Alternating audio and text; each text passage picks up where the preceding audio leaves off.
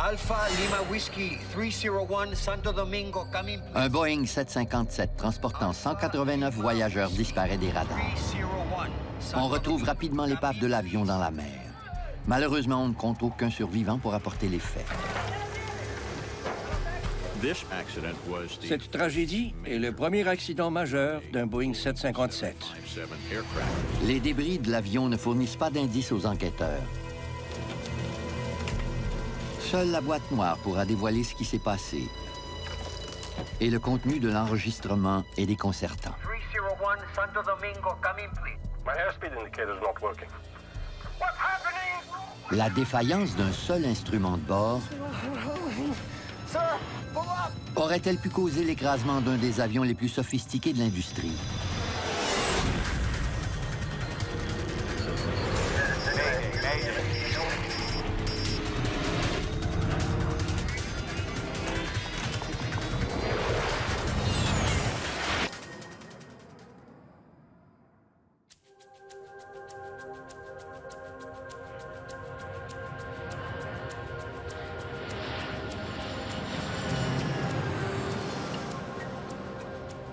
Nous sommes le 6 février 1996 à l'aéroport international Gregorio Luperón de Puerto Plata, en République dominicaine.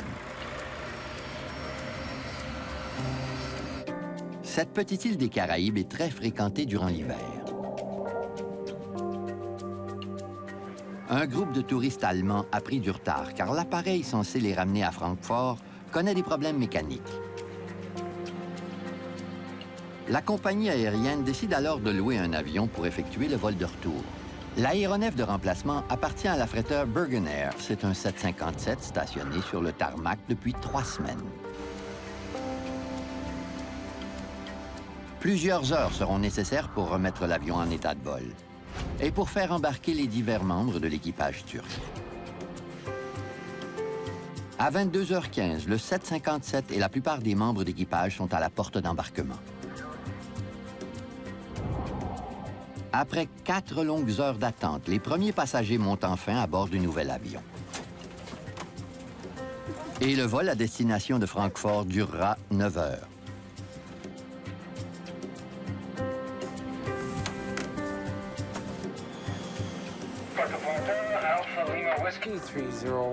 Peu après 22h30, le vol 301 de Bergen Air est autorisé à quitter la porte d'embarquement.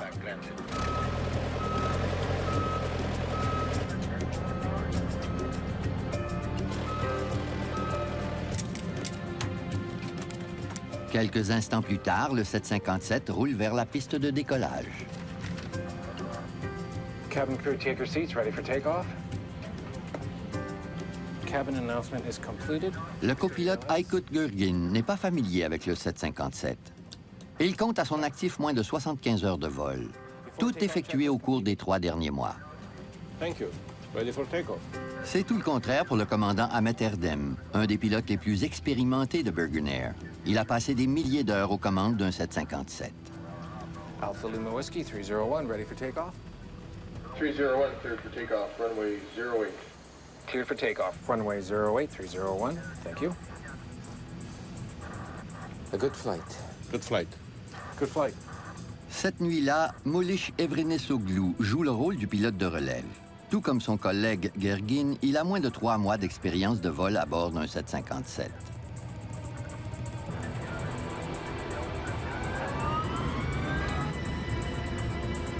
Tandis que l'avion accélère avant de décoller, une fine pluie se met à tomber. Power set. Okay, check. Le copilote Gergin jette un coup d'œil à l'indicateur de vitesse pour une vérification d'usage. Le copilote a signalé une vitesse de 80 nœuds tandis que l'avion accélérait pour atteindre la vitesse de décollage. 80 knots. Check. The captain. En théorie, le commandant doit vérifier si son anémomètre affiche la même vitesse. My airspeed indicator's not working. La vitesse indiquée du commandant devrait être la même que celle de son copilote. 120. Mais les deux relevés ne concordent pas. Is yours working? Yes, sir. You tell me. Le commandant Erdem demande au copilote de lui indiquer le moment où l'avion atteindra sa vitesse de décollage. V1. À 150 nœuds, l'avion a atteint la vitesse de décision, le point de non-retour. Rotate. Le commandant doit tirer le levier de commande pour faire décoller l'avion. Positive climb, gear up. Positive climb. Gear is up.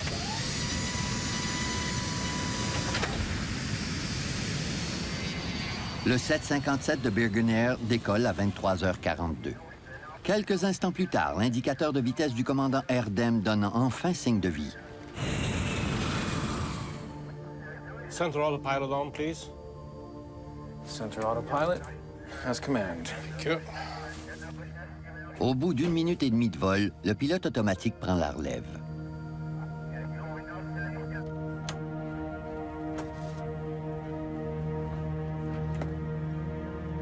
Les ordinateurs de bord feront maintenant tous les calculs nécessaires pour permettre au 757 de prendre de l'altitude en toute sécurité. Mais quelques secondes plus tard, un des ordinateurs signale un problème. Rudder ratio, Mach airspeed. Deux alarmes différentes signalent au pilote que l'avion vole trop rapidement. Yes, trim. Mais l'anémomètre du copilote affiche une vitesse d'ascension normale de 220 nœuds. Something's wrong here.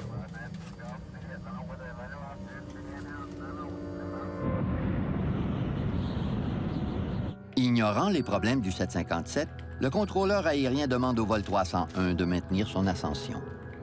Alpha Lima Whiskey 301, report Pokek. Okay, 280, I'll call you over Pokek. 301. Okay, there's something crazy. Do you see it? La situation se complique dans le poste de pilotage. L'anémomètre du copilote indique que l'avion vole beaucoup trop lentement. Mine shows only 200 now, and decreasing, sir. Mais celui du commandant révèle que l'avion vole à la vitesse effarante de 325 nœuds. Both of them are wrong. What can we do? Let's check the circuit breakers. Yes, sir.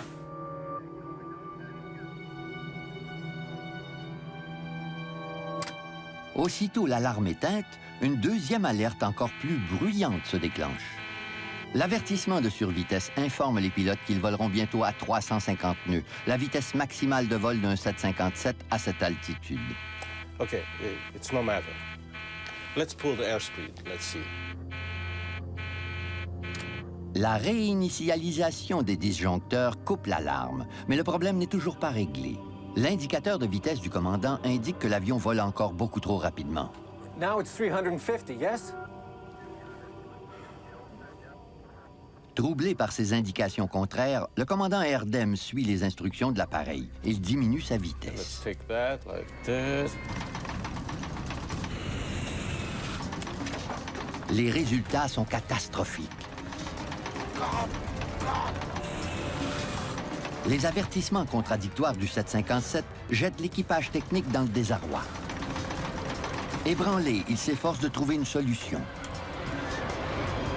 La vie de 189 personnes dépend de leur capacité à prendre la bonne décision. Le poste de pilotage est hanté par un son sinistre, celui de l'alarme du vibreur de commande. Cette alarme indique qu'il y a un décrochage imminent. En d'autres mots, la vitesse est si faible qu'il est impossible pour l'avion de voler. Cet avertissement est si grave qu'il fait vibrer le manche de commande. À cause du bruit infernal, il est difficile de l'ignorer.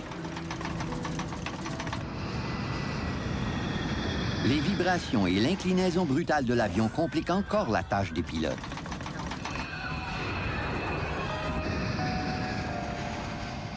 Et un autre problème survient. ADI!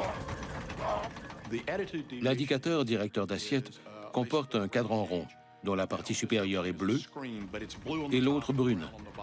Il affiche le tangage, mais aussi le roulis de l'avion. Sur l'instrument, le bleu représente le ciel. Plus il est bleu, plus l'ascension sera éprouvante. Il indique maintenant que le nez de l'avion est dangereusement pointé vers le haut. Soudain, à plus de 2000 mètres au-dessus de l'océan, l'avion s'incline brusquement vers la droite et commence à plonger.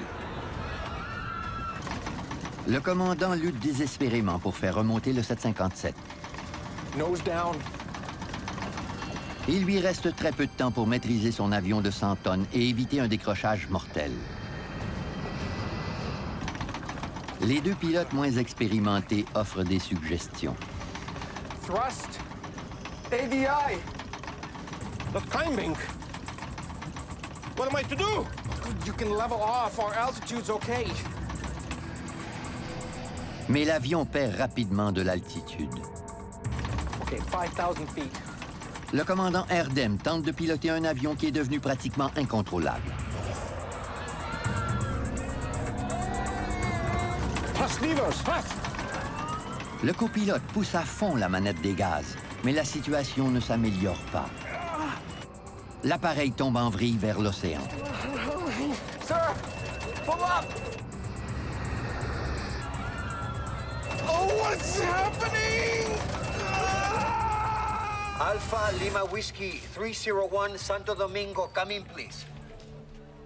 Alpha Lima Whiskey 301 Santo Domingo, come in, please. À peine 5 minutes après son décollage, le vol 301 de Bergen Air disparaît des radars. 301, come in, please.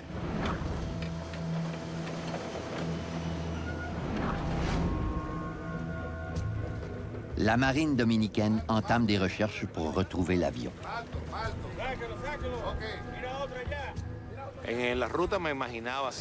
Je n'avais aucune idée de ce que j'allais découvrir. Je m'imaginais des gens qui criaient et qui appelaient à l'aide. Les équipes de secours font une découverte inattendue. Une forte odeur de carburant a envahi les lieux de l'accident et des débris flottent à la surface de l'eau. J'ai compris que personne n'avait survécu. Il n'y avait pas de cadavres ni de survivants sur les lieux. Je me suis donc dit que l'avion s'était désintégré au point d'impact. C'est maintenant au Bureau des enquêtes sur la sécurité aérienne de la République dominicaine d'expliquer les causes de cette tragédie.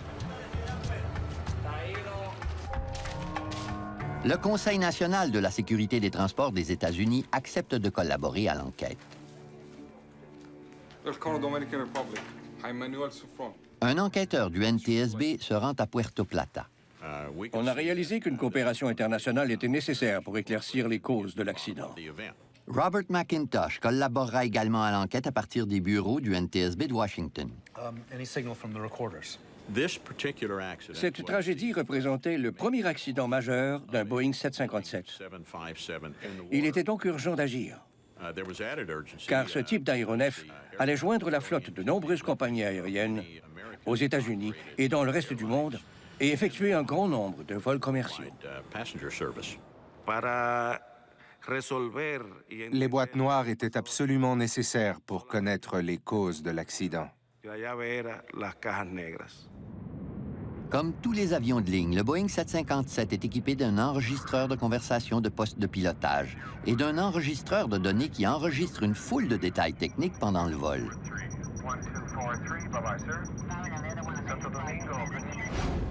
Ces enregistreurs sont munis d'une balise de sauvetage qui émet un signal radio pendant 30 jours.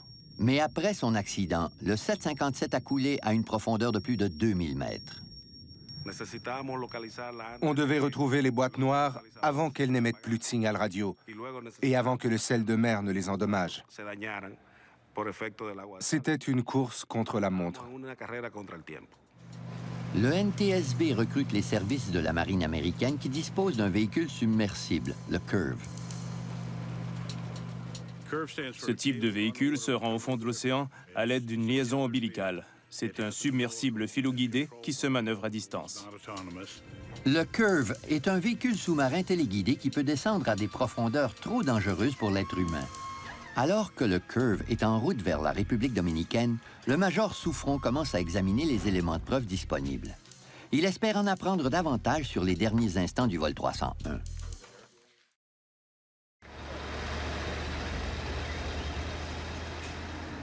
Tous les débris du vol 301 de Bergen Air sont expédiés à une base militaire dominicaine où ils seront examinés.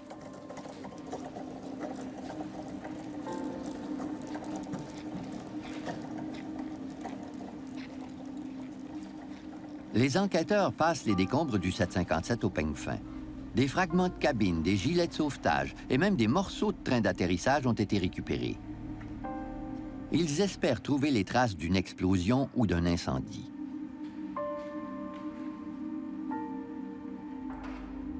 Les enquêteurs inspectent également les gilets de sauvetage pour vérifier s'ils se sont gonflés, ce qui prouverait que les passagers savaient que leur avion était sur le point de s'écraser. Les cordons de certains gilets de sauvetage sont déliés, mais les enquêteurs jugent que l'impact violent du 757 pourrait en être responsable. Le choc a été si brutal que certaines boîtes de conserve ont été comprimées en plaquettes de métal.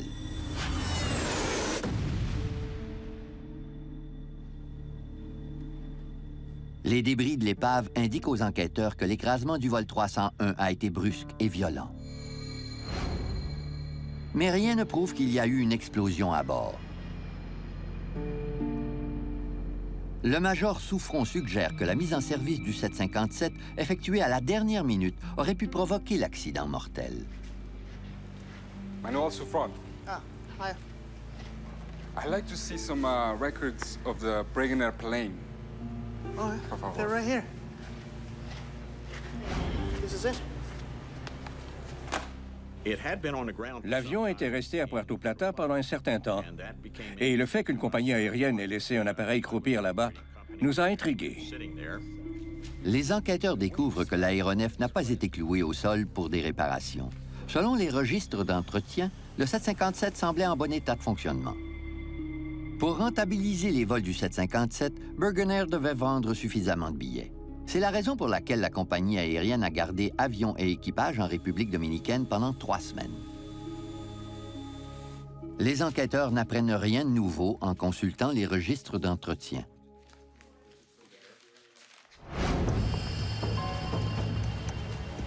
Entre-temps, le submersible arrive enfin au port de Puerto Plata.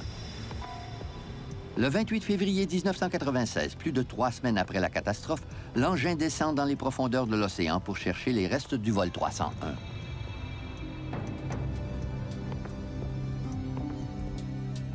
Il mettra 2 heures à parcourir les 2200 mètres qui le séparent du fond de l'océan.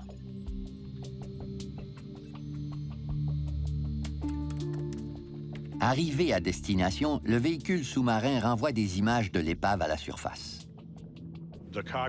La cabine de pilotage était plus ou moins en position verticale, mais on voyait surtout le nez de l'avion.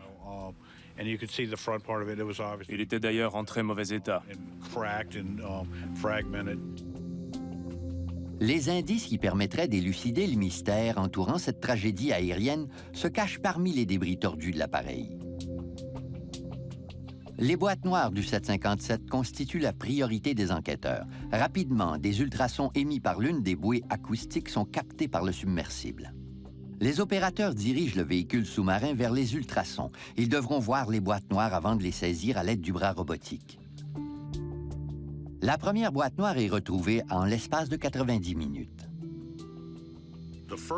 La première boîte noire était dans un endroit dégagé. L'équipe de sauvetage a donc pu la voir et la récupérer. Après l'avoir saisie, ils ont bloqué le bras robotique en position verticale afin qu'il ne l'échappe pas.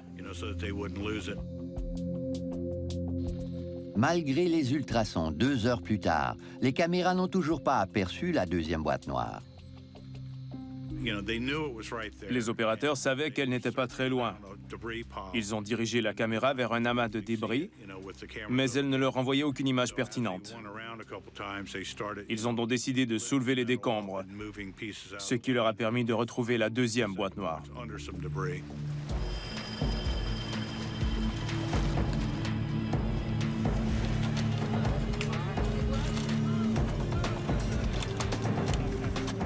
Les équipes de recherche ramènent les 2 boîtes noires d'enregistrement à la surface. On les expédie aussitôt à l'aéroport.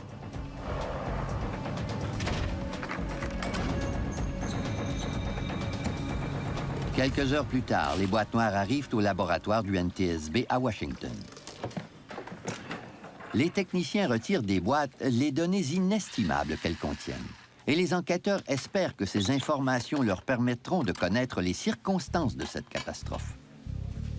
Ils vont bientôt découvrir de sérieux problèmes de communication entre un pilote chevronné et son avion. Les techniciens ont d'abord inspecté l'enregistreur des données de vol. Il contenait des informations précieuses pour l'équipe d'enquête. Des trajectoires, l'état des moteurs, les vitesses indiquées, etc. Bref, tout ce qui pouvait nous aider à comprendre pourquoi l'avion avait ralenti, puis abandonné ses paramètres de vol contrôlés pour s'abîmer dans l'océan. Ah, that's great. That shows us all we need to see for now. So it's all the flight data recording. It's on a timeline. Top is the pitch. We've got the airspeed. Les enquêteurs remarquent aussitôt un aspect inhabituel du plan de vol. 15 degrees pitch, nose up. Seems high. It's almost the maximum. And then it stays that way. L'avion a entamé son ascension normalement.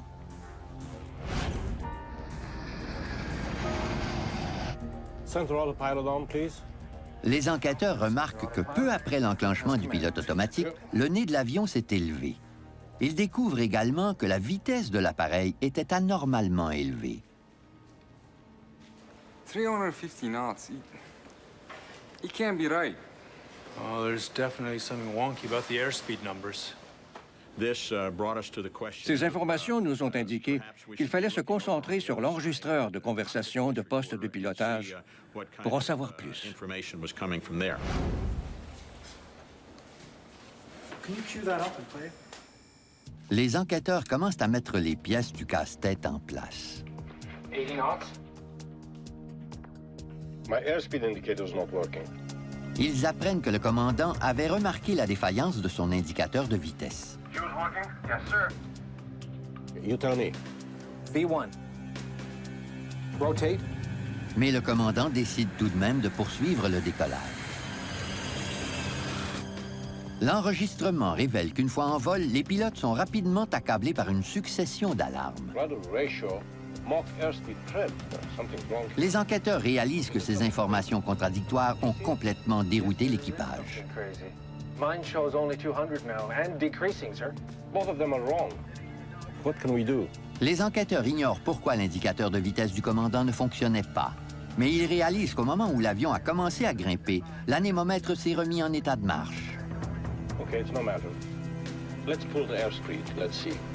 Cette découverte très révélatrice dirige l'attention des enquêteurs vers le dispositif chargé de fournir les informations pertinentes à l'anémomètre. Le tube de pitot. Il s'agit d'un capteur qui mesure la vitesse de l'avion, composé d'un tube ouvert à une extrémité qui réagit à la pression de l'air.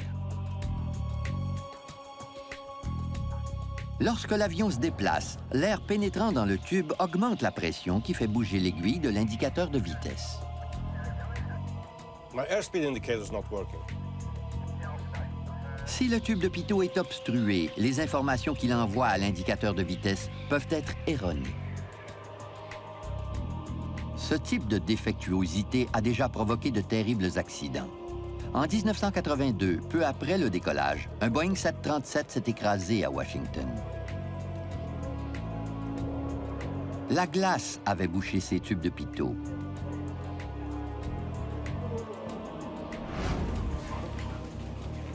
Les enquêteurs suspectent le tube de pitot du 757 de Bergen Air d'avoir été obstrué.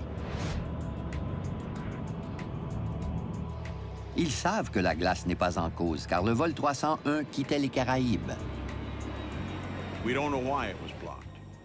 On ignorait comment le tube avait été bloqué. La cause précise de l'obstruction nous intriguait fortement. Senior!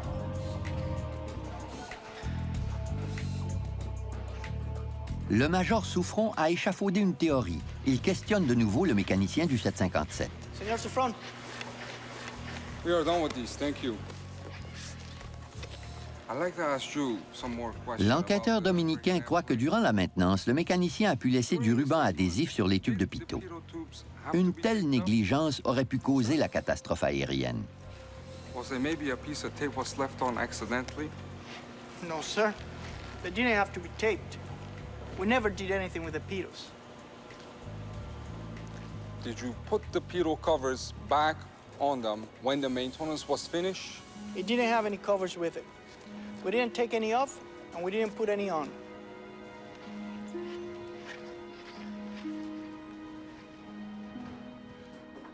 C'est à ce moment-là qu'on a appris que les tubes du 757 n'avaient pas été protégés pendant ces 25 jours d'attente à l'aéroport international de Puerto Plata. La gaine se glisse à l'extrémité du tube de pitot. Le règlement stipule que les tubes doivent être recouverts de ces étuis protecteurs lorsqu'un aéronef reste au sol pendant un laps de temps prolongé. Un fanion apparent est fixé à la gaine pour rappeler aux pilotes et aux techniciens de la retirer avant le décollage.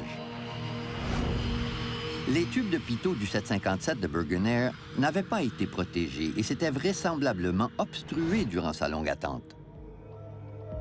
Mais comment ce problème technique avait-il pu causer l'écrasement d'un avion de ligne ultramoderne et provoquer la mort de 189 personnes? Ce n'est pas comme une voiture où il n'y a qu'un compteur de vitesse. Ce type d'avion a 3 indicateurs de vitesse et un ordinateur de bord qui calcule sa vitesse par rapport à sa distance du sol.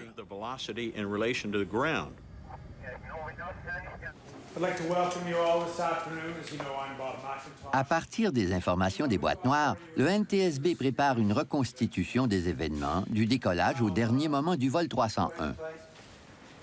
This is the indicator. The captain actually realized that his speed indicator was not working. Is yours working? Yes, sir. Mais les enquêteurs se demandent encore comment la défaillance de l'indicateur de vitesse a pu causer une telle catastrophe.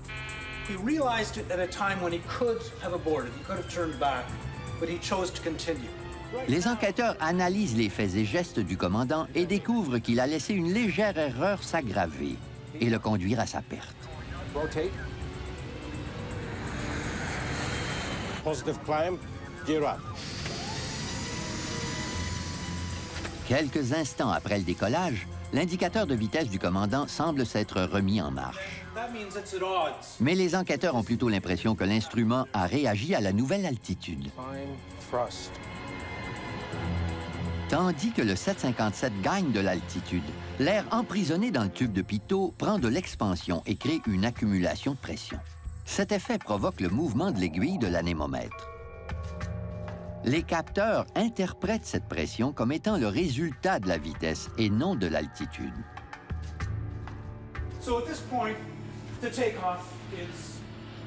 Le commandant pouvait compter sur 5 instruments pour connaître la vitesse. Mais les enquêteurs remarquent qu'il n'était pas aux commandes lorsque la situation a commencé à mal tourner. Center autopilot on, please. Center autopilot, as command. Thank you. Le pilote automatique était en marche, et en l'absence d'une reconfiguration manuelle, il ne disposait que d'une seule source d'information sur la vitesse du 757. Remember, the autopilot gets its data only from the captain's pitot tube, the one that was blocked. L'enregistreur de données démontre que les difficultés du vol 301 ont commencé après l'enclenchement du pilote automatique. Right after the autopilot is engaged, the plane's nose begins to rise. Selon les enquêteurs, les pilotes n'ont pas compris que le tube de pitot envoyait de fausses informations au pilote automatique. Les données transmises indiquaient une vitesse excessive. Ils ont donc redressé le nez de l'avion pour le forcer à ralentir. Soon rises to 15 degrees. Then it stays there. En redressant le nez du 757, le pilote automatique crée un effet de traînée pour ralentir l'appareil. Il est toutefois programmé pour ne jamais dépasser les 15 degrés, sinon l'avion risquerait de trop ralentir et de subir un dangereux décrochage. Le pilote automatique est très intelligent. Il sait très bien qu'il dispose de toute la puissance nécessaire pour grimper. Mais s'il juge que l'avion vole trop rapidement, il n'a qu'à élever le nez de l'appareil, et il le fait tout en respectant les limites de l'aéronef. Mais le pilote automatique est guidé par de fausses informations. Quelques instants plus tard, 2 alarmes retentissent. Elles indiquent que la vitesse de l'avion compromet la sécurité du vol. À ce moment-là, le pilote automatique a déclenché de nombreuses alarmes, dont le débattement de la direction. Okay, there's something crazy here. Do you see it? Yes, there is something crazy. Mine shows only 200 now, and decreasing, sir. Both of them are wrong.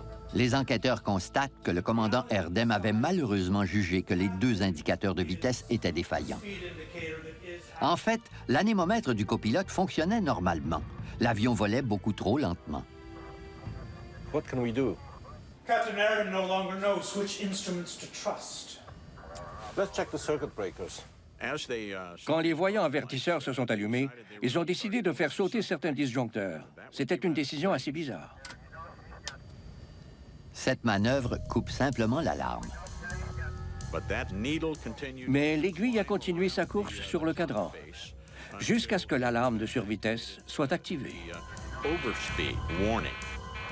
Cet avertissement poussera le commandant Erdem à prendre une décision catastrophique. So that means when the autopilot Les enquêteurs découvrent que le pilote automatique du vol 301 a fait retentir une autre alarme reliée à la vitesse excessive de l'appareil. En fait, l'avion ralentit progressivement. the overspeed indicator is on. They're going slow, they think they're going too fast, and confusion is set in. Let's pull the airspeed. Ce sera la pire décision du commandant Erdem. You can see that he now pulls back on his throttles. Take that. Les enquêteurs se rendent compte que la vitesse de l'avion était déjà très basse et que ramener la manette des gaz était le pire geste à poser. À ce moment-là, l'équipage a reçu un sérieux avertissement. And that's when he gets the stick shift. C'est dans ces moments critiques que les commandes s'agitent pour signaler au pilote qu'il doit rabaisser le nez de l'avion. En quelques secondes, le pilote a entendu une alarme le pressant de diminuer la vitesse de l'avion pour ensuite apprendre qu'il volait beaucoup trop lentement. Les pilotes ne s'attendent pas à vivre une situation où deux alarmes complètement contradictoires se déclenchent l'une après l'autre. Le pilote automatique est toujours censé se désengager lorsque le vibreur de commande s'active. Le pilote de service doit ensuite stopper le décrochage de l'avion.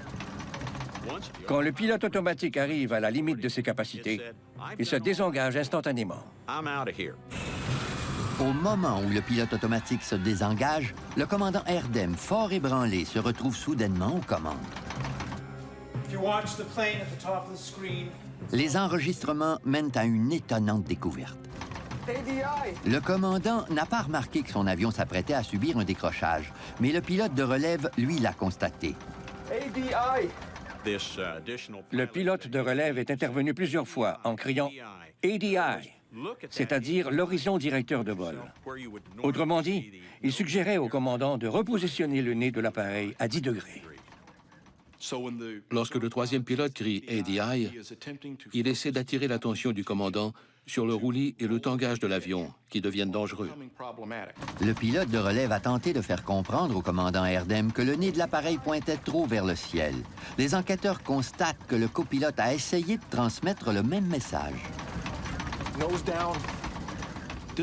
À ce stade du vol, le copilote suggère des solutions au commandant, mais sans reprendre les commandes de l'avion. Le 757 devait augmenter d'urgence sa vitesse afin de gagner de l'altitude. Et pour cela, il lui fallait baisser le nez de l'avion pour lui permettre de plonger vers le sol.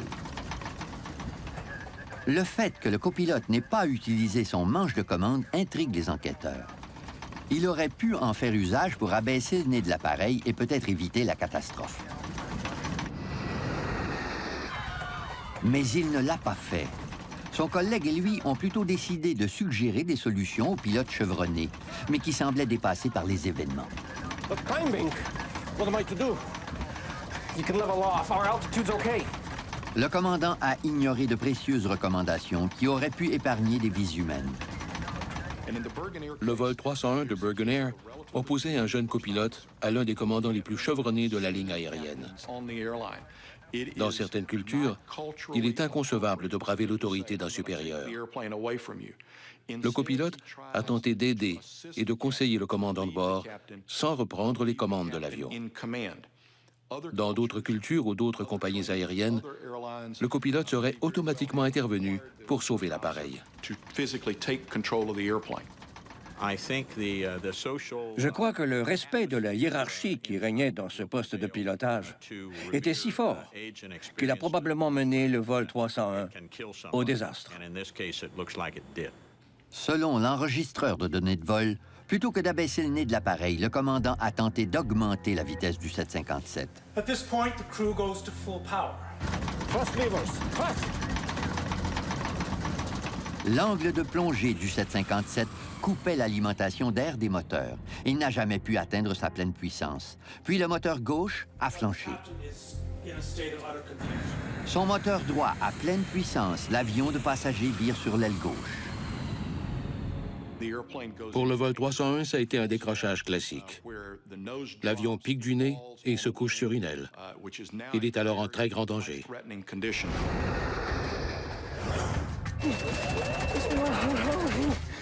Sir, pull up! What's happening? Oh, what's happening?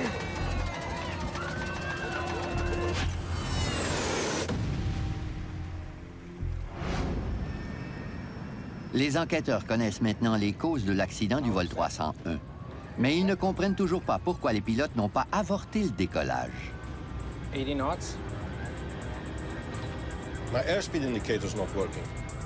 À 80 nœuds, les pilotes doivent stopper le décollage si leurs instruments de bord ne concordent pas. V1. Les enquêteurs ne comprennent pas pourquoi le pilote a décollé en sachant que ses instruments de bord étaient défectueux. Si un des instruments de bord joue mal son rôle, peu importe lequel, les pilotes doivent interrompre le décollage à 80 nœuds. Les enquêteurs de Puerto Plata tentent de découvrir des indices qui expliqueraient pourquoi le commandant Erdem n'a pas annulé le décollage. En raison de la pluie, le pilote craignait peut-être de ne pas pouvoir arrêter son avion à temps. Les procédures de vol lui ordonnaient d'avorter. Mais il faut savoir qu'un décollage avorté à grande vitesse peut aussi être dangereux. L'entraînement des pilotes leur enjoint d'éviter cette manœuvre, si c'est possible. On a donc examiné attentivement la piste pour s'assurer qu'elle permettait une interruption de décollage. La piste est mesurée avec précision. Les enquêteurs déduisent qu'à une vitesse de 80 nœuds, le commandant Erdem aurait encore pu avorter son décollage lorsqu'il a remarqué le dérèglement de son indicateur de vitesse. Le rassemblement hâtif de l'équipage est également mis en cause. Les enquêteurs se demandent si l'appel de dernière minute a incité les pilotes à procéder au décollage. Bergen Air a fait appel à un équipage qui ne s'attendait probablement pas à travailler cette nuit-là. Le manque de repos et des préparatifs plutôt rapides ont peut-être nuit au vol 301. Les enquêteurs croient aussi que les membres de l'équipage qui séjournaient à l'étranger depuis plus de 3 semaines étaient impatients de rentrer chez eux. 08301, thank you. A good flight. Good flight. Good flight. Le mal du pays a certainement été un facteur. Les pilotes ont ignoré des problèmes mineurs afin de revenir rapidement chez eux. Les enquêteurs ne connaîtront jamais les pensées du commandant Erdem au moment où il a décidé de poursuivre le décollage. Rotate.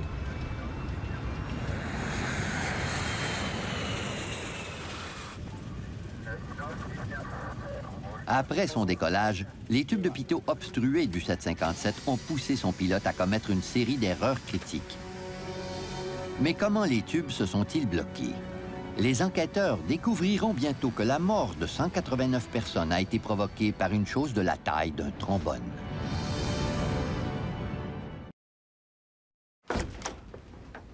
Les enquêteurs savent maintenant qu'un tube de pitot obstrué a déclenché une série d'alarmes contradictoires qui ont déconcerté le commandant du vol 301.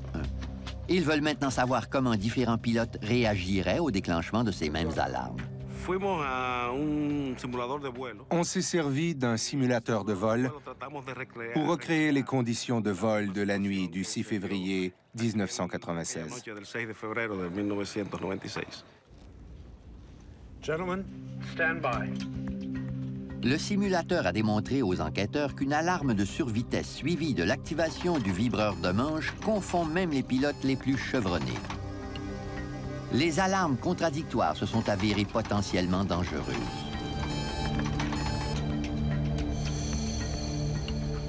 When the stick shaker activated, it was very unnerving. It's really overwhelming. Ce test m'a indiqué que l'alarme de survitesse associée à l'activation du vibreur de manche est une expérience extrêmement stressante pour un pilote d'avion de ligne. À la suite de ces événements, la FAA a émis une directive pour que les entraînements sur simulateur comportent dorénavant un exercice de tube de pitot bloqué. Les pilotes du vol 301 ont fait face à des alarmes incessantes qui leur compliquaient progressivement la tâche. De nombreux voyants ont dû s'allumer. Le commandant de bord s'est trouvé dans une situation qui s'est rapidement détériorée. Une pression énorme reposait sur ses épaules en tant que pilote du 757. La FAA demande alors à Boeing de modifier certaines alarmes de bord.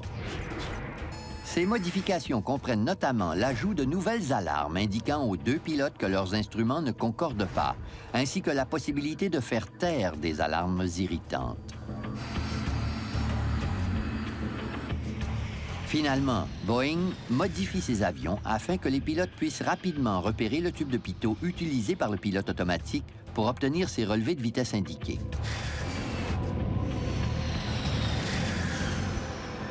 Au total, plus de 14 000 Boeing dispersés dans le monde entier sont affectés par les nouvelles directives. Mais une dernière question demeure sans réponse. Comment le tube de pitot s'est-il obstrué?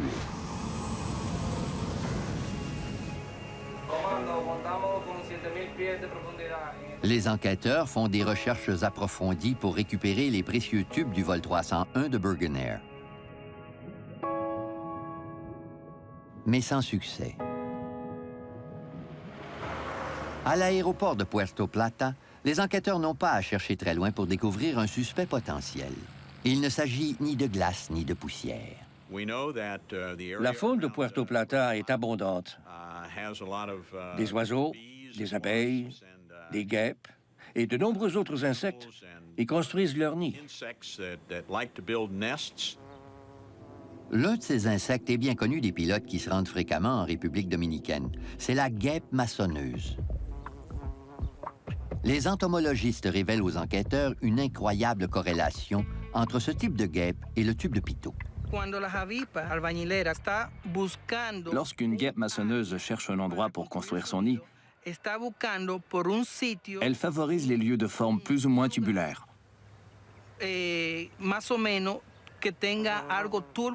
Ces insectes font leur nid à l'aide d'une pâte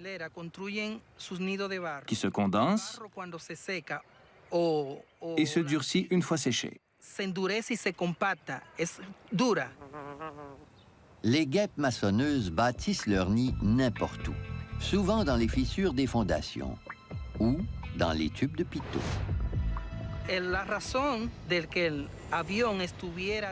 Un stationnement de 25 jours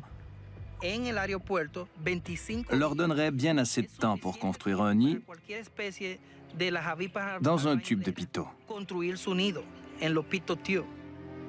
Les enquêteurs en arrivent donc à la conclusion que des guêpes maçonneuses ont obstrué le dispositif qui aurait ensuite transmis de fausses données à l'indicateur de vitesse du commandant Herden. Durant tout ce temps, les tubes de pitot n'ont jamais été protégés. Des insectes comme la guêpe maçonneuse ont pu en profiter pour se loger à l'intérieur.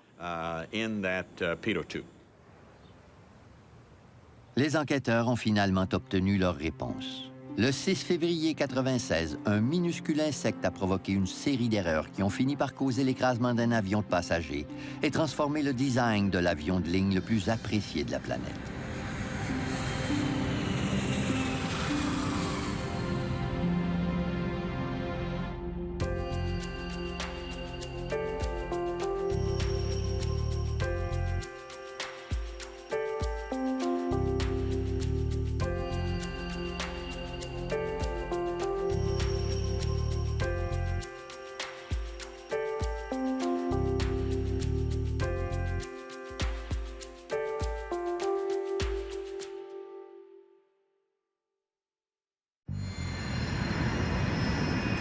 down and turn to your right. If you force it, you'll break it. This won't come out, Bob. Push the switch forward. Une vulgaire ampoule électrique empêche un avion de ligne moderne d'atterrir. Screwing around with a 20-cent piece of light equipment on this plane. Tandis que l'équipage tente de résoudre un problème mineur, une crise majeure se prépare. We're still at 2000, man. Hey, what's happening here?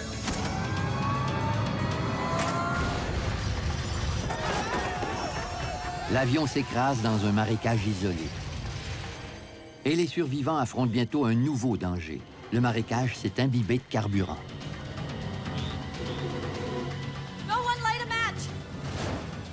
Cet accident a marqué un tournant dans l'histoire de l'aviation. Cet écrasement allait guider les enquêteurs vers un danger inattendu, dissimulé dans tous les postes de pilotage.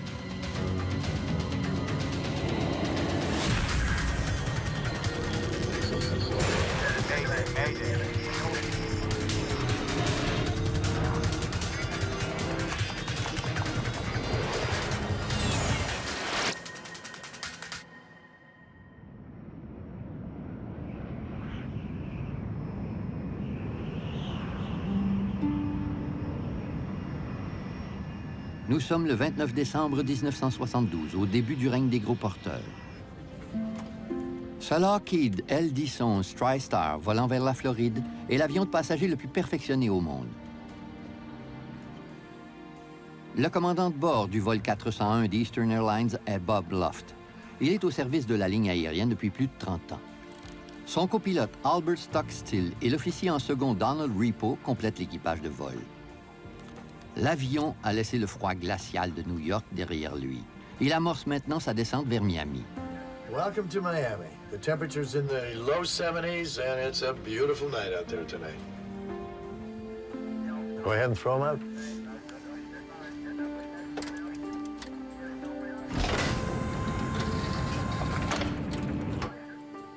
Angelo Donadeo est un des ingénieurs en maintenance d'Eastern Airlines. Il est monté à bord pour rentrer chez lui à Miami. Le vol 401 transporte 176 personnes. La plupart d'entre elles ont décidé de célébrer la nouvelle année dans le sud des États-Unis. Ron et Lily Infantino sont mariés depuis 20 jours. Ils ont passé les fêtes de Noël avec la famille de Ron. Le voyant ceinture de sécurité s'était allumé normalement et l'avion amorçait son approche finale. En regardant par le hublot, je voyais les lumières de l'aéroport. Quelques minutes avant minuit, l'avion commence son approche vers l'aéroport international de Miami. Hydraulic panels checked. 35, 33. Gear down. Soudain, le commandant remarque une anomalie. Bird, is that handling? No nose gear. Le voyant qui confirme le verrouillage du train avant n'est pas allumé. I'm gonna raise it back up. Le train n'est peut-être pas complètement sorti. Le pilote répète la manœuvre. L'équipage de cabine entend distinctement le bruit du train d'atterrissage.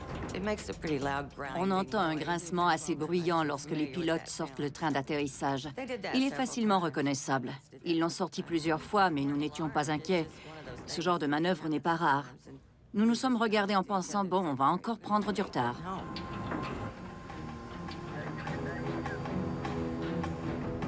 Mais le voyant ne s'allume pas. Loft ignore si son train d'atterrissage est bien verrouillé. Dans le cas contraire, l'atterrissage risque de tourner à la catastrophe. Tower, this is Easton 401. Looks like we're gonna have to circle. We don't have a light on our nose gear yet. Eastern 401 Heavy, roger. Pull up, climb straight ahead to 2000. Go back to approach control, 128.6. You want me to test the lights or not? Yeah, check it. Don Repo effectue une vérification qu'on surnomme l'arbre de Noël. Tous les voyants d'alarme du poste de pilotage devraient s'allumer pour permettre au pilote de vérifier le bon fonctionnement des ampoules. Le voyant du train ne s'allume pas. Son ampoule est probablement grillée. Mais l'équipage ne peut pas écarter la possibilité d'une double panne. L'ampoule et le train avant pourraient être défectueux. Bob, could you just jiggle the light? Mais le commandant n'arrive pas à atteindre l'ampoule réfractaire. Au sol, le contrôle aérien donne ses instructions au vol 401. Il doit grimper à 610 mètres d'altitude et voler en cercle en s'éloignant de l'aéroport jusqu'à ce que le problème soit réglé. Le copilote Albert Stockstill est toujours aux commandes, mais le commandant Loft a besoin de lui pour retirer l'ampoule grillée. Put the autopilot on here. Le TriStar possède le pilote automatique le plus perfectionné de l'industrie aérienne. Il pourrait littéralement faire atterrir l'avion. Le copilote le programme afin qu'il maintienne l'appareil à 610 mètres d'altitude.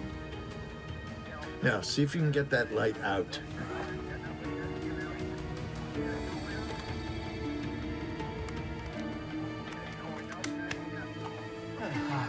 L'ampoule est finalement retirée de son circuit.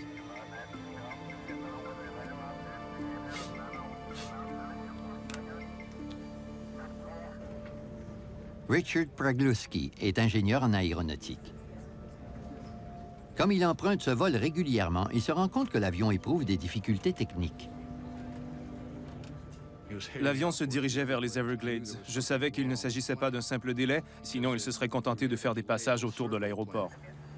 Dans le poste de pilotage, la situation ne s'améliore pas. Stockstill n'arrive pas à remettre l'ampoule en place. Now, push the switch just forward. Okay. You got it sideways then. Eastern 401, turn left, heading 300. Okay, 300, Eastern 401. Hey, get down there and see if that damn nose wheel is down. Le compartiment électronique de l'avion est situé sous le poste de pilotage. On ne trouve cette pièce appelée le trou infernal qu'à bord des gros porteurs. De là, on peut voir le mécanisme du train avant de l'avion. You got a handkerchief or something so I can get a little better grip on this? Hold down and turn to your right. Anything I can do it Now with? turn to your left one time. Get down there and see if that damn This thing... won't come out, Bob. If I had a pair of pliers, I could cushion it with that I Kleenex. can give you a pair of pliers, but if you force it, you'll break it. Just believe To hell with it. To hell with this. Get down and see if we're lined up with that red line. That's all we care. Screwing around with a 20-cent piece of light equipment on this plane. Tandis que l'équipage technique tente de résoudre le problème, Richard Pragluski aperçoit une vision étonnante par la fenêtre de son hublot. Une tour se détachait sur l'horizon à ma droite, et j'avais l'impression que l'avion suivait une trajectoire de descente, ce qui m'a plutôt surpris. Pragluski a remarqué un détail qui semble avoir échappé au pilote. L'avion se rapproche dangereusement du marécage des Everglades. Put it in the wrong way, huh? Looks square to me. Can't you get the hole lined up? I don't know what the hell's holding that damn thing in there. Sans feu vert, l'équipage du vol 401 d'Eastern Airlines n'a aucune raison de croire que le train d'atterrissage du L-1011 est bien verrouillé.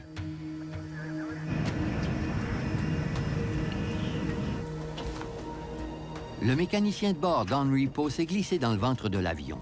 Le trou infernal est doté d'un hublot qui lui permettra de voir si le train avant est vraiment verrouillé.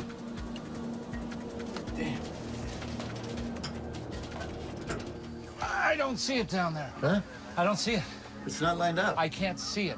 It's pitch dark, and I throw the little light and get nothing. Wheel well lights on? Pardon? Wheel well lights. On? Le commandant Loft a oublié d'allumer l'éclairage extérieur qui illumine d'ordinaire le train d'atterrissage. Now try it.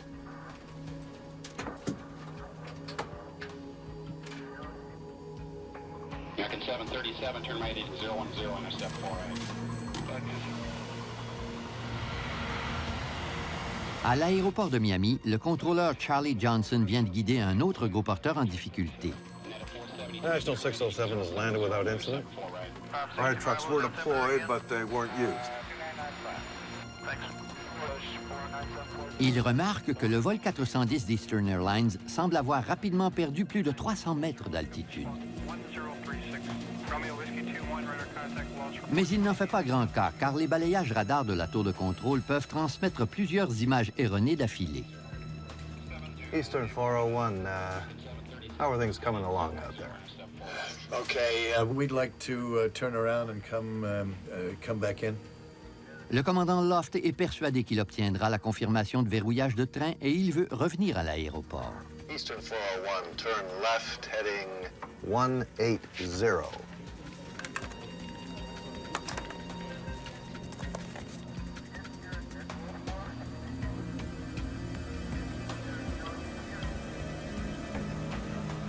Actuellement, l'avion s'éloigne encore de l'aéroport en direction ouest. Il n'atteindra pas sa trajectoire d'atterrissage avant plusieurs minutes.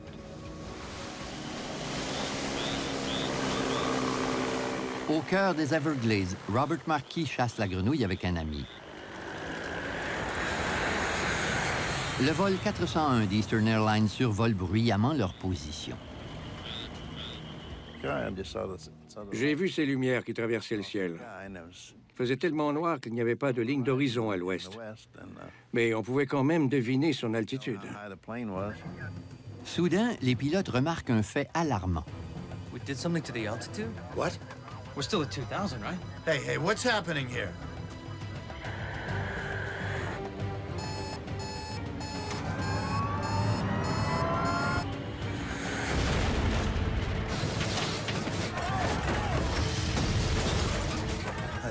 Les lumières de la cabine se sont mises à vaciller et j'ai entendu un bruit fort. On aurait dit que l'avion était violemment secoué. Puis ça a été la catastrophe.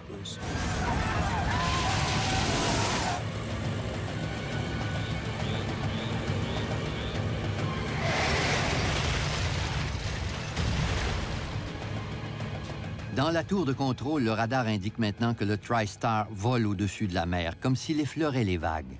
Eastern 401, I've lost you on the radar there, your transponder. What's your altitude now? Le vol 401 ne donne aucun signe de vie.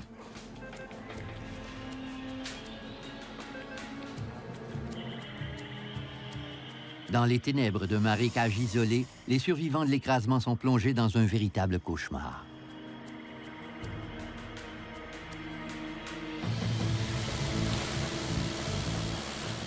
Bob Markey se précipite vers le lieu de l'accident. En poussant le moteur à fond, j'ai dû atteindre le lieu de l'écrasement en une quinzaine de minutes.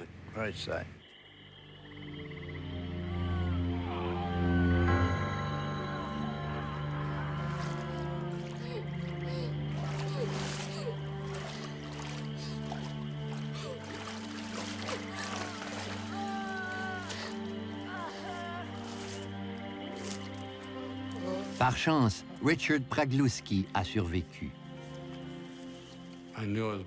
Je savais que j'étais blessé parce que je voyais mes vêtements qui pendaient le long de mon corps. J'étais presque nu au-dessus de la ceinture et des lamelles de peau se détachaient de mes bras.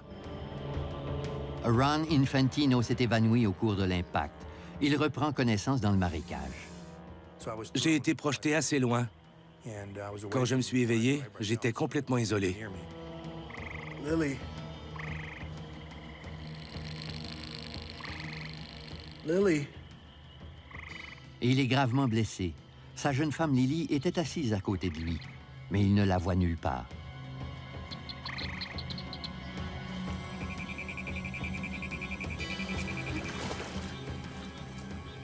L'eau du marécage a éteint les flammes, mais 20 000 kilos de carburant s'y sont répandus. Une seule étincelle pourrait provoquer un brasier mortel.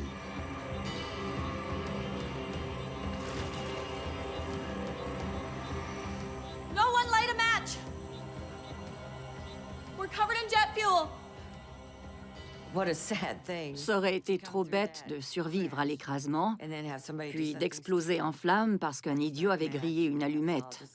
C'est ce qui m'effrayait le plus.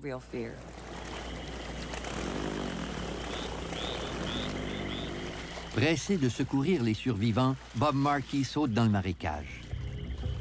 Il ressent très vite la brûlure du carburant sur sa peau. J'ai dû recevoir des traitements médicaux pendant près d'une semaine. Markey découvre rapidement un survivant en danger. L'homme est encore attaché à son siège et il risque de se noyer. Sa tête glissait régulièrement sous l'eau. En voyant, il m'a dit « Aidez-moi, je ne peux plus garder la tête hors de l'eau. » Alors je l'ai aidé en redressant son siège.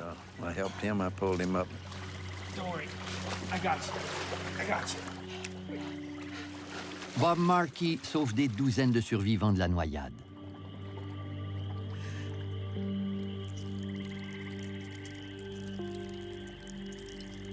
Loin des autres survivants incapables de bouger, Ron Infantino a bientôt une nouvelle raison de s'inquiéter.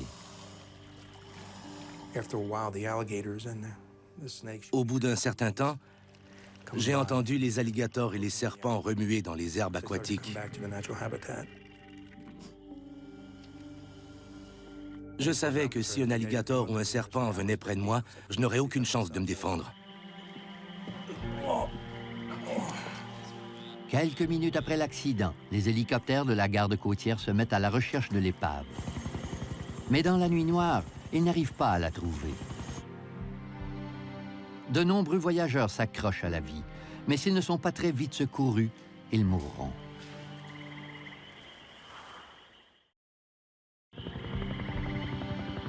Bob Markey tente d'attirer les hélicoptères de la garde côtière vers les débris du vol 401. Je voyais bien qu'ils volaient dans la mauvaise direction. J'ai agité ma lampe vers le ciel jusqu'à ce qu'ils l'aperçoivent. Et ils ont fait demi-tour.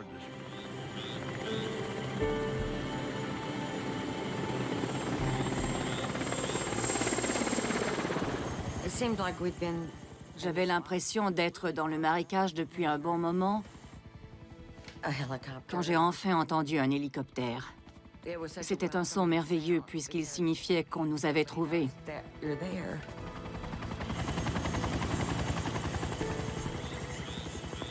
Moins d'une demi-heure après l'écrasement, la garde côtière arrive sur les lieux.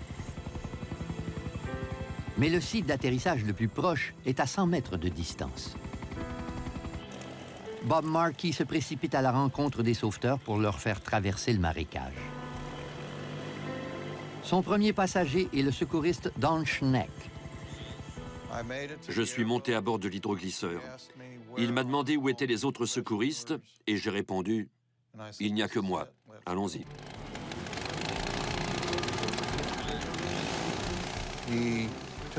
Il m'a conduit dans le marécage, puis il s'est immobilisé en disant « Je n'irai pas plus loin. J'ai peur d'écraser quelqu'un. Il y a des corps partout. »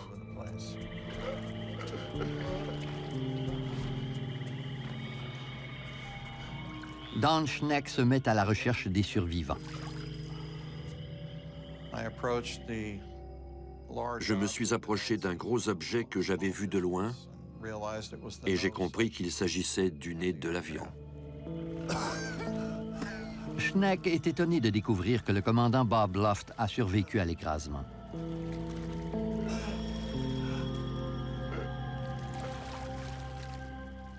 Il était mal en point. Sa peau était zébrée de lacérations et je savais qu'il avait des côtes fracturées. Il était également en état de choc. Je l'ai calmé, puis j'ai dit « Je suis seul pour le moment, mais d'autres secouristes sont en route. Il faut tenir le coup. » Il m'a dit qu'il allait mourir, et j'ai tenté de le persuader du contraire. Il fallait qu'il s'accroche. Je me sentais impuissant parce que j'étais seul. Je me suis retourné encore une fois en direction de Miami en songeant « Où diable sont-ils tous passés ?» Mais cette fois, j'ai vu une cinquantaine de points lumineux s'avancer vers moi et je me suis dit « Merci, mon Dieu. » Le copilote Albert Stockstill a été tué au moment de l'impact. Le commandant de bord, Bob Loft, est mort sur les lieux de l'écrasement. Angelo Donadeo et Don Repo sont encore vivants. On les conduit d'urgence à l'hôpital. Le bilan est lourd. 77 survivants, 99 morts. À l'aube, tous les blessés ont déjà été transportés dans divers hôpitaux de Miami. Ron Infantino fait partie des blessés, mais sa survie est incertaine. Un prêtre est venu me donner les derniers sacrements. J'ai compris que j'étais mal en point. Bien sûr, j'ai eu peur. En même temps, je pensais sans cesse à Lily. Je voulais savoir si quelqu'un l'avait vue, mais on nageait en plein cauchemar cette nuit-là.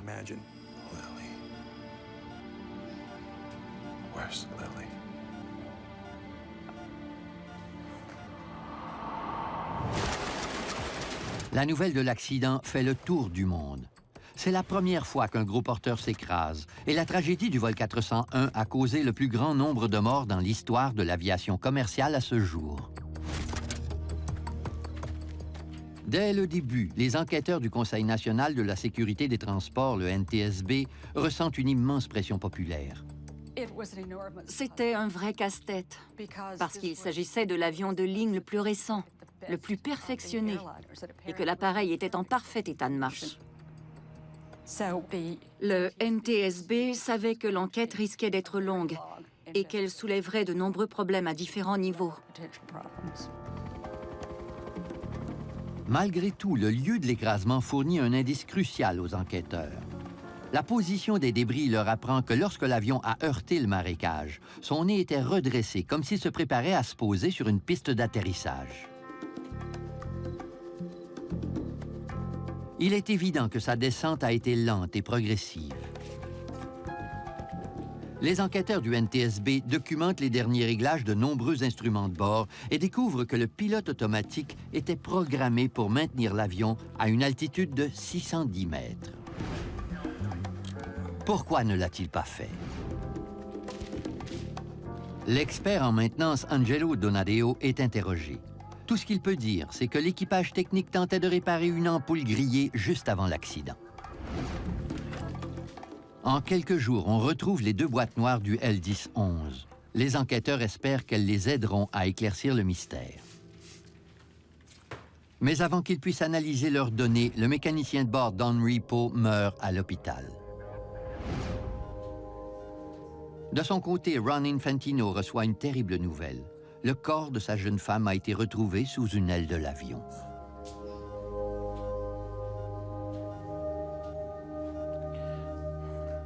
Lily était une femme merveilleuse. À l'époque, nous avions tous les deux 27 ans. C'était mon premier amour. Ron est torturé par un souvenir. Juste avant l'accident, Lily et lui avaient échangé leur siège.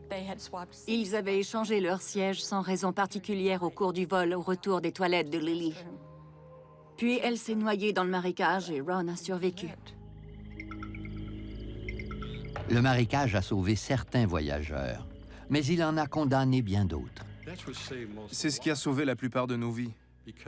Quand l'avion s'est démantelé, la boue du marécage a absorbé toute sa puissance motrice et ces morceaux se sont dispersés. L'eau boueuse du marécage bouche les plaies des blessés. Sans elle, plusieurs d'entre eux auraient perdu trop de sang pour survivre.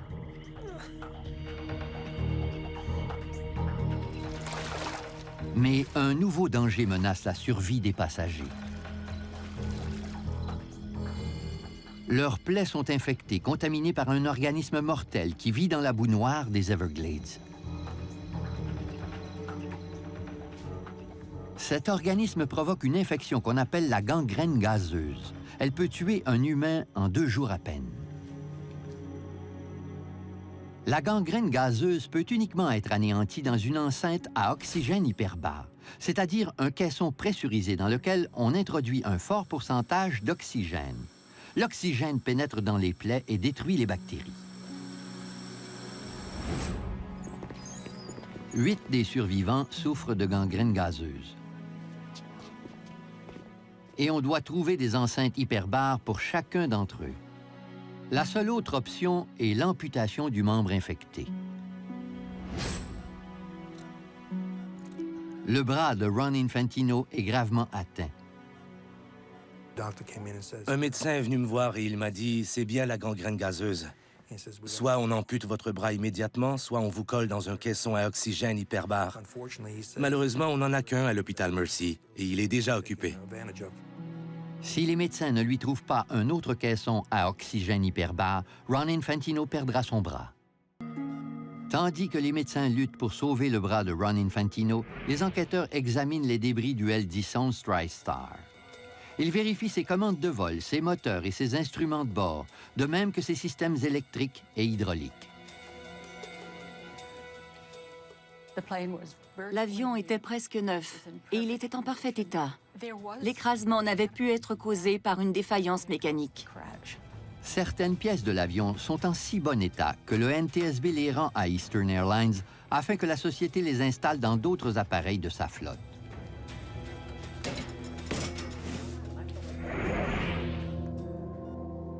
Ron Infantino est finalement envoyé à la base navale de Panama City, où les autorités médicales ont trouvé un caisson hyperbare vacant. Il y passe 40 heures. Mais l'oxygène pressurisé lui sauve la vie en détruisant les bactéries mortelles. Gentlemen, we have 3 causes of the crash to explore. Un gros porteur à la fine pointe de la technologie a perdu des centaines de mètres d'altitude à l'insu de son équipage. Pourtant, les enquêteurs savent qu'il était en parfait état. Ils étudient d'autres causes potentielles de dégringolade. Leur première hypothèse est celle d'une incapacité indécelable du pilote.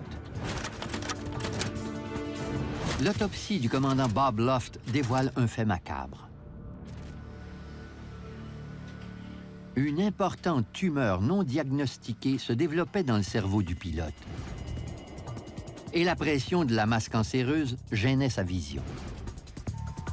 Les rapports médicaux révèlent qu'entre 50 et 52 ans, l'acuité visuelle de l'œil gauche du commandant avait considérablement diminué.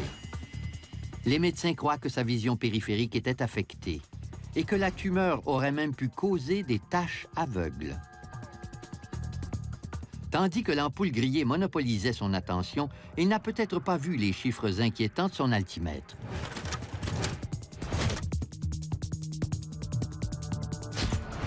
Les enquêteurs évaluent maintenant la possibilité stupéfiante qu'un problème médical non diagnostiqué ait pu jouer un rôle dans le premier écrasement de gros porteurs de la planète. We're still at 2000, right? Hey, what's happening here? Les enquêteurs se renseignent au sujet du commandant Loft. Ils interrogent ses proches et épluchent ses dossiers médicaux. Selon la famille et les amis de Bob Loft, sa vue était excellente. Il était un tireur d'élite. Il était même capable d'atteindre une cible aussi minuscule qu'une colombe. Le dossier personnel de Loft signale qu'après un récent examen médical, on lui avait prescrit des verres correcteurs dans l'exercice de ses fonctions. Mais les preuves ne semblent pas indiquer que sa vue était dangereusement compromise. Il avait 55 ans. Qui atteint l'âge de 55 ans sans porter de lunettes de lecture? Très peu d'entre nous. Le docteur Joe Davis, qui a effectué l'autopsie, m'a dit que même si la tumeur exerçait une pression sur la zone du cerveau qui gère la vision, il n'avait aucune raison de croire que celle du commandant Loft était affectée. À son avis, la tumeur n'avait pas causé l'accident. Les enquêteurs ne savent toujours pas pourquoi le vol 401 avait amorcé une descente. Put the autopilot on here. Le pilote automatique censé maintenir une altitude de 610 mètres aurait-il pu subir une défaillance? Par chance, les ordinateurs de bord du L-1011 fonctionnent encore. L'équipe les retire de l'épave afin de les étudier de près. 11 jours après l'accident, le calculateur du pilote automatique est transféré dans un autre TriStar. L'avion répète le vol de son prédécesseur. Le pilote automatique maintient l'appareil à 610 mètres. Pourquoi ne l'a-t-il pas fait la nuit de l'écrasement? Les enquêteurs devront explorer d'autres pistes pour éclaircir le mystère. Une autre question se pose. Pourquoi la tour de contrôle de Miami n'a-t-elle pas prévenu l'équipage de la brusque descente de son avion? Le premier radar tridimensionnel de la planète venait pourtant d'y être mis en service. Grâce à lui, le contrôleur aérien Charlie Johnson connaissait la position, l'altitude et la vitesse du vol 401. Mais il devait guider 5 autres avions et il venait de superviser un atterrissage d'urgence. L'urgence réglée, il a enfin remarqué que le TriStar volait à 275 mètres d'altitude. À cette époque et encore aujourd'hui, mais le problème était plus sérieux il y a 30 ans, l'écran radar pouvait cesser d'afficher l'altitude exacte d'un avion pendant 2 ou 3 minutes et transmettre une altitude totalement erronée, puis afficher la bonne altitude au prochain passage de l'appareil. Mais cette nuit-là, le contrôleur aérien a vérifié les résultats, ce qui est tout à son honneur. La nuit de l'accident, Johnson a communiqué avec le vol 401. Eastern 401, how are things coming along? Okay, we'd like to turn around and come back in. Eastern 401, turn left, heading 180. Après ce bref échange, Charlie Johnson a cru que tout était rentré dans l'ordre. Eastern 401, how are things coming along out there? Les enquêteurs concluent qu'à ce moment précis, seul le contrôleur Johnson pouvait voir que l'avion perdait de l'altitude. Ils découvriront bientôt pourquoi il n'a pas partagé l'information avec les pilotes du L-10-11.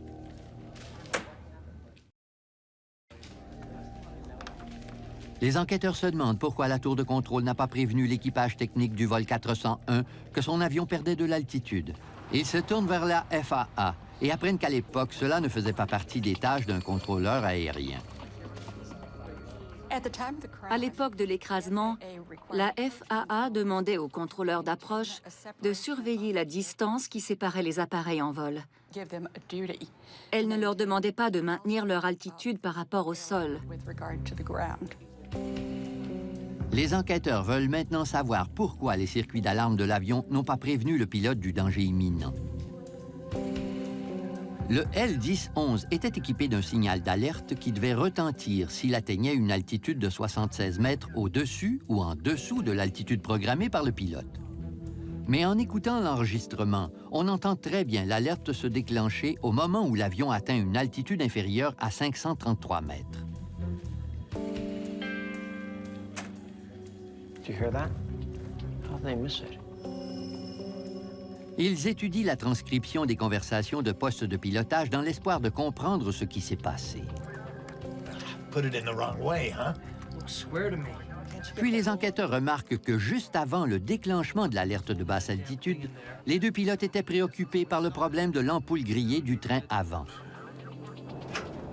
Leur conversation révèle également que le mécanicien de bord était sous le poste de pilotage, dans le trou infernal, et que le carillon d'alerte a été transmis par un des haut-parleurs de son aire de travail. Les enquêteurs comprennent que les deux pilotes n'ont pas entendu un signal d'alarme pourtant très audible, parce qu'ils tentaient de résoudre un autre problème. Le carillon qu'on entend clairement sur la bande audio de la boîte noire n'a eu aucun impact sur le cerveau des occupants du poste de pilotage. Non pas parce qu'ils étaient distraits, mais parce qu'ils étaient obsédés par un problème spécifique. C'est le propre de l'être humain. L'équipe d'enquête croit maintenant que la distraction a pu jouer un rôle dans l'accident fatal. En effet, plusieurs instruments de bord auraient dû afficher la baisse d'altitude. Ça soulève une question fondamentale. Pourquoi les pilotes étaient-ils préoccupés au point de ne pas regarder le tableau de bord? L'équipe d'enquête devait étudier les êtres humains et leur interaction. Il leur fallait découvrir pourquoi personne ne surveillait l'avion tandis qu'il perdait graduellement de l'altitude. Et en 72, ce genre d'interrogation terrifiait l'industrie. Les enquêteurs rencontrent plusieurs pilotes et font une découverte étonnante.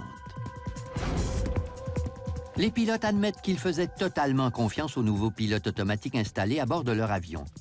À l'époque, ils étaient peut-être dans un état de dépendance technologique. Les enquêteurs croient que les pilotes du vol 401 avaient une telle confiance en leur pilote automatique qu'ils ne surveillaient pas leurs instruments de bord aussi souvent qu'ils auraient dû le faire.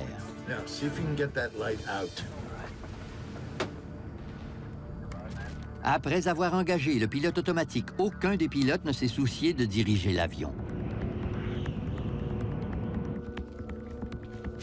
Still got to find out why that plane went down.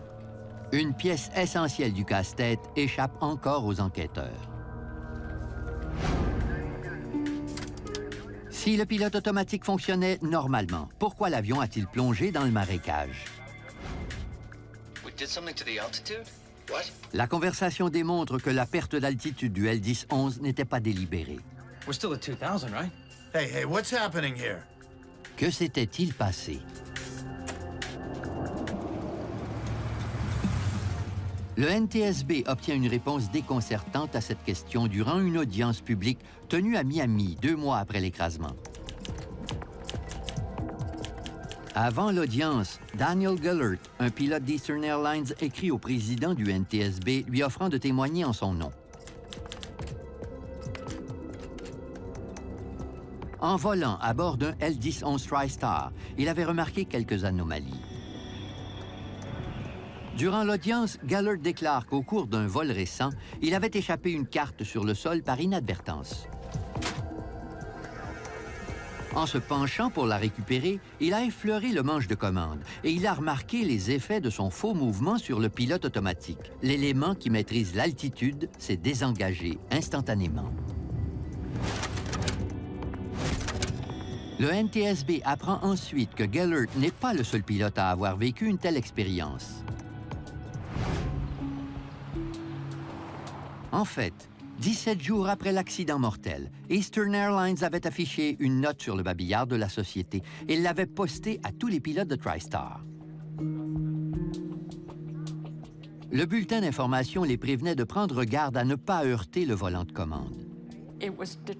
On avait déterminé que le moindre petit coup pouvait désengager le pilote automatique.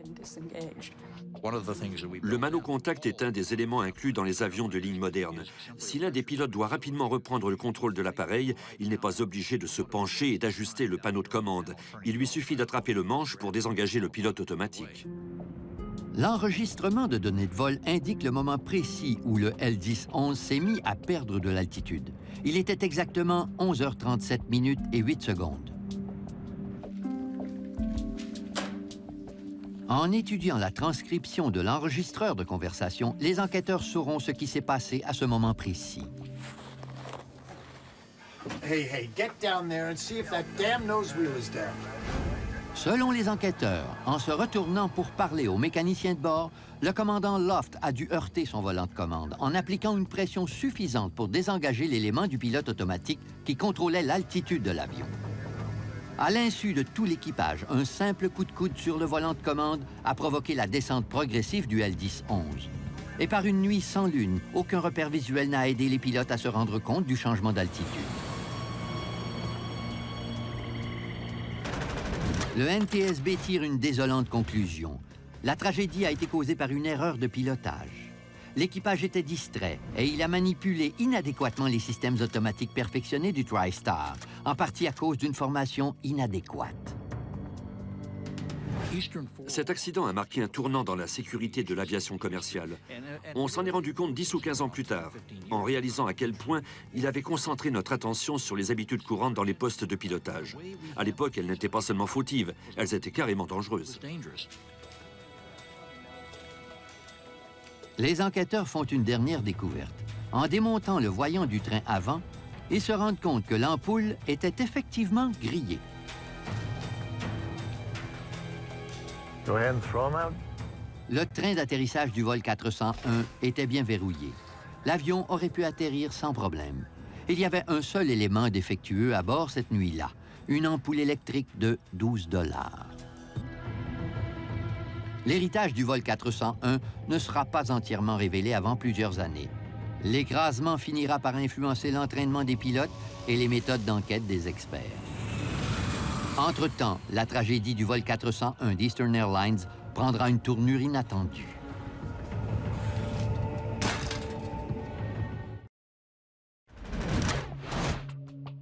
L'enquête du NTSB sur l'écrasement du vol 401 d'Eastern Airlines dans les Everglades est terminée. Plusieurs recommandations ont été émises pour éviter des accidents similaires. Entre autres, de nouvelles règles ordonnent aux contrôleurs aériens de prévenir les pilotes lorsque leur avion descend trop près du sol. À la fin des années 70, la NASA s'est mise à explorer une nouvelle science du comportement conçue afin de réduire les erreurs de pilotage.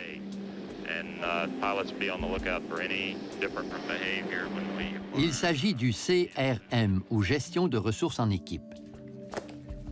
La gestion des ressources en équipe signifie que le pilote ne commande pas, tandis que tous les autres se contentent d'obéir. Cela veut dire que le commandant doit être un chef. Un chef écoute ses subordonnés, il interagit avec eux, et ceux-ci n'ont pas peur de donner leur opinion. Des dizaines d'années plus tard, l'accident du vol 401 est encore cité dans les cours de pilotage afin de démontrer un CRM médiocre. Mais on n'avait pas enseigné à Bob Loft ou Burt Stockstill, ni à aucun membre de l'équipage technique qu'en cas de problème, la première responsabilité du commandant était de garder la maîtrise de l'appareil, ou bien de l'assigner formellement à un autre pilote. We're up to 2000. You want me to fly it, Bob? What frequency did he want us on, Bert? 128.6. I'll talk to him. À bord du L-10-11, le commandant Loft n'a jamais assigné de tâches spécifiques. En fait, les 3 membres de l'équipage technique se sont tous penchés sur le même problème. Le copilote était aux commandes, mais le commandant dirigeait à sa gauche. Déjà, la situation n'était pas claire. Le commandant ne pouvait pas atteindre le voyant d'alerte. Le copilote le pouvait, mais il était aux commandes de l'avion, ce qui présentait un sérieux problème. Et leur formation de pilote ignorait systématiquement ce genre de problème. Aujourd'hui, le CRM entraîne les équipages techniques à ne pas se laisser intimider par l'humeur d'un coéquipier. Get down there and see if that damn This thing... won't come out, Bob. Ils étaient tous tendus. Et dans une telle atmosphère, on n'a pas le réflexe de dire au commandant « Vous n'auriez pas dû faire ça ». Mais l'évolution de la sécurité aérienne a fait en sorte que les pilotes ont appris à le faire. Après la tragédie du vol 401, des tâches spécifiques ont commencé à être attribuées à chaque occupant du poste de pilotage. Le nombre d'écrasements a diminué d'autant, mais des incidents étranges en ont également découlé. Pendant quelque temps, l'équipage du vol 401 a semblé hanter les autres vols d'Eastern Airlines. Les équipages et les passagers de certains vols ont prétendu avoir vu les fantômes des pilotes morts durant l'écrasement.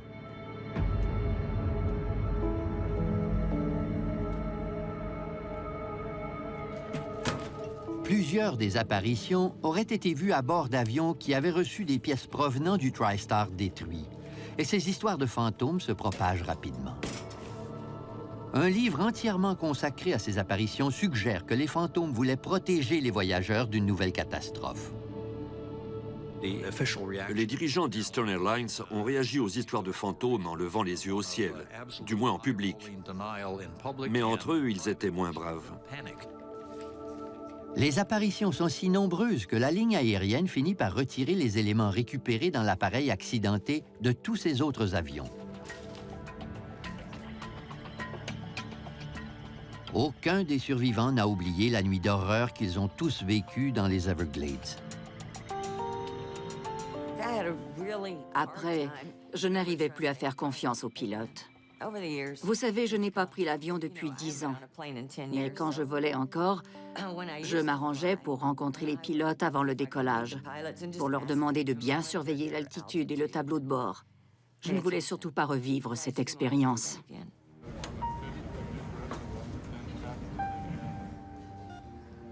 Ron Infantino a perdu sa femme cette nuit-là. Lily. Il a passé plusieurs mois à l'hôpital et a subi de nombreuses opérations chirurgicales. Mais cette expérience lui a ensuite permis d'aborder la vie avec positivisme. L'accident a influencé ma vie. Avant, j'avais l'habitude de numéroter les incidents de 1 à 10, le chiffre 10 représentant le pire. On subit tous des revers dans la vie, c'est normal. Mais j'avais la mauvaise habitude de transformer un 4 en 10. Maintenant, quoi qu'il m'arrive, je sais que ce n'est pas si grave. J'ai adopté une attitude plus positive face aux difficultés de la vie.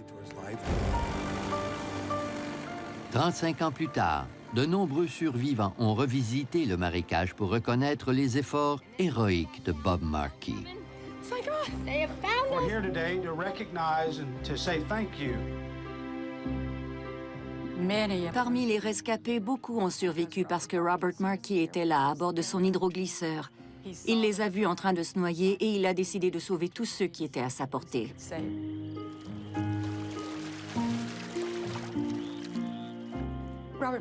J'espère que nous pourrions tous agir comme lui dans une telle situation. Dans son fort intérieur, il a trouvé le courage de faire ce qu'il a fait. Il a été l'un des véritables héros de cette tragédie.